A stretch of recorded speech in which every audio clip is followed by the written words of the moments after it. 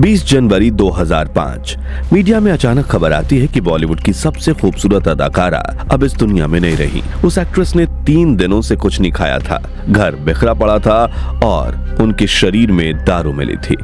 और जो उनकी हालत थी वो काफ़ी बॉडी डिकम्पोज हालत मिली थी। ऐसा लग रहा था कि कम से कम 1.5 से 2 दिन पहले उनकी मौत हुई हो। वो घर की हालत बहुत ही ख़राब थी, इन द सेंस की अस्त व्यस्त नहीं थी, लेकिन बहुत ही एक दयनीय स्थिति में थी, पूरी गंदगी फैली हुई थी।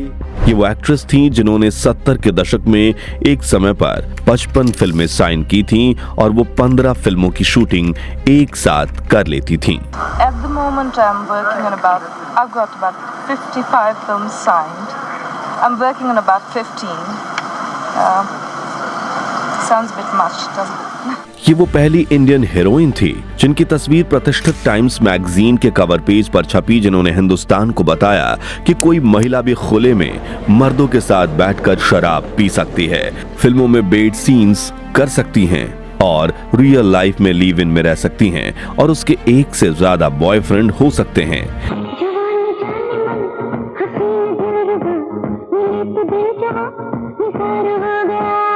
मगर फिर उस एक्ट्रेस के साथ कुछ ऐसा हुआ कि वो अचानक फिल्म इंडस्ट्री से गायब हो गईं। उन्होंने सदी के महानायक अमिताभ बच्चन को इंटरनेशनल गैंगस्टर कहते हुए इल्जाम लगाया कि वो उन्हें मरवाना चाहते हैं, और तो और संजय दत्त के लिए उन्होंने कहा कि वो एक आतंकवादी है और उनके पास इसके सबूत हैं। और समय के साथ उनकी दिमागी हालत इतनी खराब हो गई कि एक बार वो किसी के पीछे सड़क पर नग्न अवस्था में दौड़ पड़ी। हम बात कर रहे हैं परवीन बाबी की। लेकिन परवीन के साथ ऐसा तो क्या हुआ कि वो इतने दर्दनाक हालातों में पहुंच गई? कैसे इंडस्ट्री की सबसे खूबसूरत कही जाने वाली ये अदाकारा रातों रात गायब हो गई? क्यों उन्होंने अमिताभ बच्चन पर हैरान कर देने वाले आरोप लगाए और कैसे हुई थी परवीन बाबी की मौत? आज हम जानेंगे परवीन बाबी की जिंदगी से जुड़े ऐसे ही कुछ अनछुए पहलू, जिन्हें जानने के बाद आपके मुंह से एक बात जरूर निकलेगी कि ऊपर वाला ऐसी जिंदगी किसी को ना दे। तो पूरा वीडियो जरूर देखिएगा। परवीन बाबी अपने समय की सबसे खूबसूरत अदाकारा थीं, मॉडर्न और स्टाइलिश इतनी कि उनके फिल्म इंडस्ट्री में आने के बाद बाकी हीरोइनों का ट्रेडिशनल लुक से अलग हटकर ओपन माइंडेड और मॉडर्न लुक देखा जाने लगा। इनका पूरा नाम परवीन सुल्ताना बली मोहम्मद खाजनी बाबी था। इनका जन्म 4 अप्रैल 1954 को गुजरात के जूनागढ़ में हुआ था। वो अपने माता पिता की इकलौती संतान थी और परवीन को अपनी गोद में देखने से पहले उनके माता पिता को करीब 14 सालों का इंतजार करना पड़ा। उनके पास धन दौलत की कोई कमी नहीं थी, इसलिए उन्होंने परवीन को एक राजकुमारी की तरह पाला पोसा। मगर छोटी सी उम्र में ही परवीन अपने पिता को खो चुकी थी, जिसके बाद परवीन ने अहमदाबाद गुजरात से अपनी पढ़ाई की। कॉलेज के दौरान ही परवीन को मॉडलिंग का शौक था और उन्होंने साल 1971 में पहली बार फैशन शो में मॉडलिंग की थी। लेकिन उनकी किस्मत बदली 1973 में, जब डायरेक्टर VR इशारा अपनी फिल्म एक नाव दो किनारे की शूटिंग करने अहमदाबाद आए थे। जहां शूटिंग देखने आई परवीन की खूबसूरती को देखकर वो मंत्रमुग्ध हो गए। उस वक्त Parveen mini skirt western outfit पहनकर सिगरेट का कश लगा रही थी और यहीं उन्हें परवीन में अगली मॉडर्न एक्ट्रेस दिख गई। उन्होंने परवीन के कुछ फोटोज खिंचवाए और अपनी फिल्म चरित्र ऑफर कर दी। उस वक्त परवीन बाबी शूटिंग देखने आई थी, बहुत यंग थी, तो मुझे फेस उसका बड़ा इंटरेस्टिंग लगा। मैंने अपने फोटोग्राफर से कहा कि भाई उससे परमिशन लेके उसको फोटोग्राफ करो, और मैंने उससे पूछा कि फिल्म में काम करोगी? तो उसने कहा कि कहानी पसंद आएगी तो करूँगी। तो ये बात मुझे बहुत अच्छी लगी। मैंने कहा एक न्यू कमर है, रॉ है बिल्कुल, और वो ये कह रही है कि कहानी अच्छी लगी तो करूँगी, तो मतलब इसमें कॉन्फिडेंस होगा डेफिनेटली। इस फिल्म में प्रवीण के अपोजिट काम कर रहे थे अपने जमाने के लोकप्रिय क्रिकेटर रहे सलीम दुर्रानी। हालांकि ये फिल्म फ्लॉप हुई, लेकिन परवीन सफलता के नए नए पायदान पर चढ़ती चली गईं। साल 1974 में उन्होंने अमिताभ बच्चन के साथ मजबूर फिल्म की। वे दौर था जब उस वक्त की बॉलीवुड हसीनाएं बिग बी के साथ काम करने का सपना देखती थीं। लेकिन परवीन को अमिताभ बच्चन के साथ न केवल लगातार फिल्में मिलने लगी, बल्कि वो हिट भी हो रही थीं। इसी के चलते परवीन सिर्फ कुछ सालों में बॉलीवुड की सबसे हिट एक्ट्रेस बन गईं, जो एक फिल्म के लिए 2 से 3 लाख रुपए लेती थीं। परवीन ने शान, कालिया, काला पत्थर, सुहाग, अमर अकबर एंथनी, नमक हलाल, काला सोना, जानी, दोस्त, दीवार, बुलेट, भंवर और सुहाग जैसी कई सुपरहिट फिल्मों में काम किया। लेकिन जहां उनका प्रोफेशनल करियर आसमान की ऊंचाइयों को छू रहा था, वहीं उनकी निजी जिंदगी में तकलीफों का सैलाब उमड़ पड़ा, जो आगे चलकर उन्हें दिमागी बीमारी का शिकार बनाने वाला था। लेकिन परवीन के साथ ऐसा क्या हुआ था कि लोग उन्हें पागल कहने लगे और वो इंडस्ट्री से अचानक गायब हो गई? ये जानने के लिए हमें उनकी लव लाइफ पर एक नजर डालनी होगी। परवीन बाबी का पहला प्यार एक पाकिस्तानी पायलट था। दरअसल मॉडलिंग करियर शुरू करने से पहले सन 1969 में परवीन का रिश्ता कराची में उनके कजिन जमील के साथ तय कर दिया गया था। वो पाकिस्तान इंटरनेशनल एयरलाइंस में काम करता था। धीरे धीरे दोनों के बीच प्यार हुआ, लेकिन फिर हुआ साल 1971 का भारत पाक युद्ध, जिसके बाद उनकी मां ने जमील के साथ परवीन का रिश्ता तोड़ दिया। जिसके बाद परवीन बॉबी ने जैसे ही बॉलीवुड में कदम रखा, उनका नाम अमिताभ बच्चन के साथ जोड़ा जाने लगा। दोनों की ऑन स्क्रीन केमिस्ट्री देखकर उनके अफेयर के चर्चे तेज हो गए, लेकिन उस वक्त अमिताभ पहले से ही जया बच्चन से शादी कर चुके थे और परवीन और अमिताभ बच्चन दोनों ने मीडिया के सामने इस रिश्ते को नकार दिया। मगर इसी बीच बॉलीवुड में परवीन बॉबी के पहले बॉयफ्रेंड बने डैनी डेंगजोप्पा। दोनों 4 साल तक बेहतरीन रिश्ते में रहे, मगर फिर परवीन ने डैनी के साथ अचानक रिश्ता तोड़ दिया, जिसकी वजह रही डैनी की अमिताभ बच्चन के साथ दोस्ती। यहां तक कि परवीन ने डैनी को अमिताभ बच्चन का एजेंट तक कह डाला।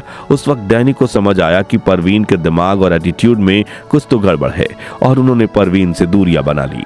उधर परवीन की एक फिल्म रिलीज हुई बुलेट, जिसमें उनके अपोजिट कबीर बेदी ने काम किया। इसी फिल्म के शूट के दौरान परवीन और कबीर के बीच की नजदीकियां बढ़ने लगी। दोनों ने एक दूसरे को डेट करना शुरू किया और कबीर के लिए परवीन ने अपने करियर को दांव पर लगा दिया। वो उनके साथ यूरोप चली गईं, लेकिन वहां उन्हें महसूस होने लगा कि कबीर उनकी तरफ ध्यान नहीं दे रहे हैं। इसके बाद दोनों के रिश्तों में दरार आ गई। इसके बाद साल 1977 में प्रवीण की जिंदगी में आए महेश भट्ट, जो पहले से ही शादीशुदा थे और उनकी एक बेटी थी पूजा भट्ट। महेश ने अपने परिवार को छोड़कर परवीन के साथ उनके घर में रहना शुरू कर दिया। उनका एक इमोशनल राब्ता कबीर बेदी साहब के साथ शुरू हुआ, तब हमारा मिलना जुलना कुछ ज़्यादा होता गया। मगर जब उनका रिश्ता कबीर से टूटा और वापस आई, तब हमारा एक नए सिरे से एक नया रिश्ता कायम हुआ। तभी महेश भट्ट ने महसूस किया कि परवीन की लाइफ नॉर्मल नहीं है। उन्होंने बताया कि एक दिन मूवी सेट पर परवीन ने हाथ में चाकू लेकर कहा था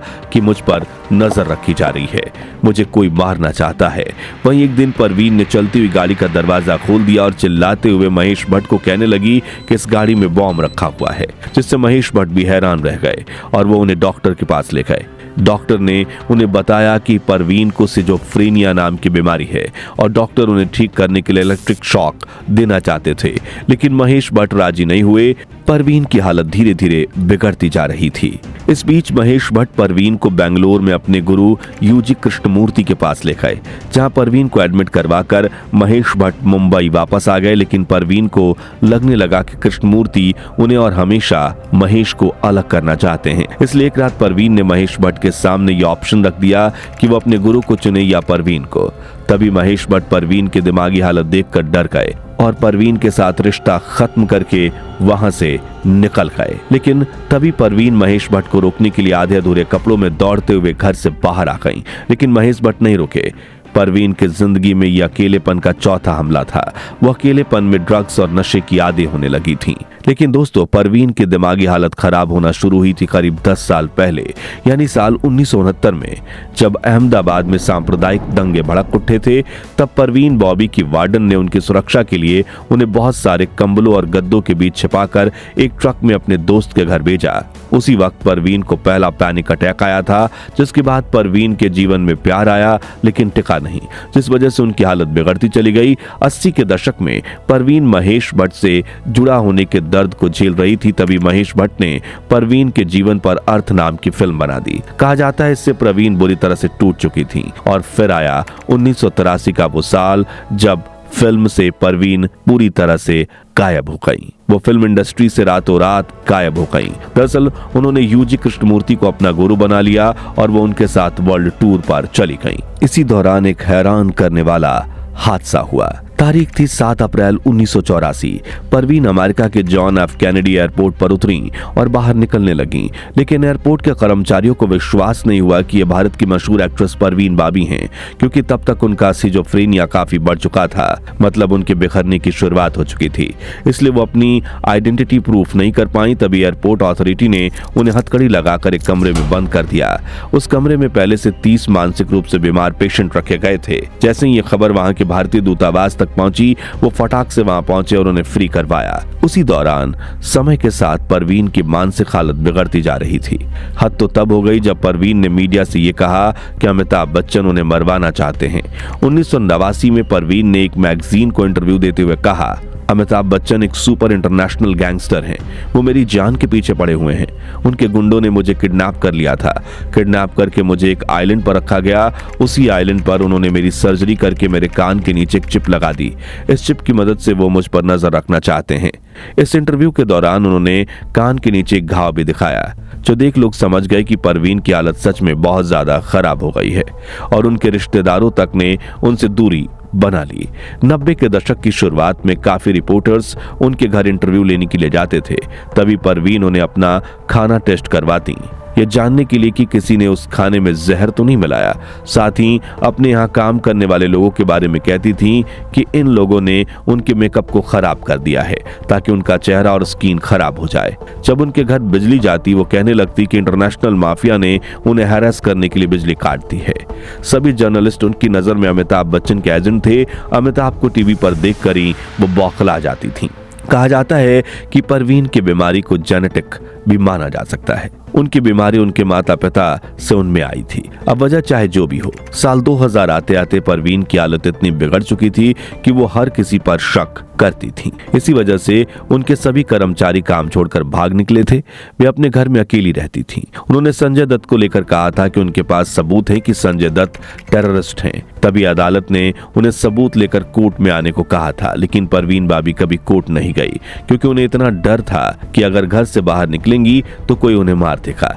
इसलिए वो अपने घर के दरवाजे के बाहर एक एनवेलप में पैसे रखती थीं, जिसे लेकर दूध और अंडे वाले उनके गेट के बाहर सामान रख जाते थे और जब बाहर कोई नहीं होता तभी वो दरवाजा खोलकर सामान उठाती।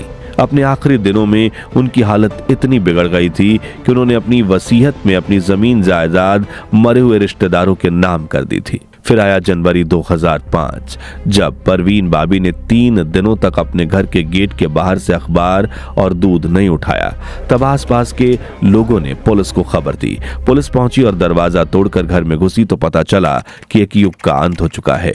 एक समय हिंदी फिल्मों की सुपरस्टार, सेक्स सिंबल और पता नहीं क्या क्या रही परवीन बॉबी अब नहीं रही। लोगों को यकीन नहीं हो रहा था कि बॉलीवुड की सबसे खूबसूरत अदाकारा परवीन, जो अब इंडस्ट्री में एक्टिव थी, तब उनके घर के बाहर प्रोड्यूसर अपनी फिल्में साइन करवाने के लिए बकायदा लाइन लगा रहे थे। आज उसी अदाकारा की मौत के 2 दिन बाद तक भी वो अपने करीबियों तक को याद नहीं आई। परवीन के पोस्टमार्टम से पता चला कि उन्हें काफी समय से डायबिटीज था। इसी वजह से उनकी पांव में गैंग्रीन हो गया था, यानी उनके एक पैर का मांस सड़ गया था और वो चल भी नहीं पा रही थीं। उन्हें अपने घर में घूमने के लिए व्हील चेयर की जरूरत पड़ती थी। उन्होंने मरने के 3 दिन पहले से कुछ भी नहीं खाया था। उनके पार्थिव शरीर में सिर्फ अल्कोहल की थोड़ी बहुत मात्रा पाई गई थी। डॉक्टरों के मुताबिक ये अल्कोहल शायद दवा वगैरह में रहा होगा। इधर परवीन की मौत के बाद जो रिश्तेदार पहले उनके पास तक नहीं आते थे, वो उनकी संपत्ति का हिस्सा मांगने पहुंच गए, लेकिन उनकी 80% संपत्ति गरीब बच्चों की शिक्षा में गई और 20% उनके एक रिश्तेदार को दी गई, जिसके अगले साल महेश भट्ट ने परवीन पर और खुद पर एक सेमी ऑटोबायोग्राफी फिल्म वो लम्हे बनाई और ये कहा, क्योंकि देखिए हमारी फिल्म एक्स्ट्रा मैरिटल अफेयर से कनेक्टेड थी। हमने अर्थ फिल्म बना ली है जो एक क्लासिक हो गई है और हमको लगा कि अब इस रिश्ते पे अगर किसी परिवार का साया होगा तो ये रिश्ता जिस तरह हम एक लिबरेटेड रिश्ता दिखाना चाहते हैं हम दिखा नहीं पाएंगे। दोस्तों, क्या परवीन बाबी बचपन के ट्रॉमा की वजह से दिमागी रूप से बीमारी का शिकार हो गई थी या फिर उन्हें जानबूझकर पागल बनाया गया था?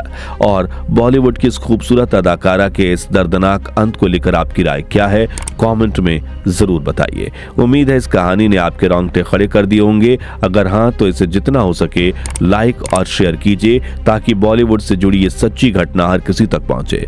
और ऐसे ही अनकहे अनसुने सच जानते रहने के लिए हमारे चैनल को सब्सक्राइब करके पास वाली घंटी जरूर बजा दीजिए। मिलते हैं अगली वीडियो में। धन्यवाद।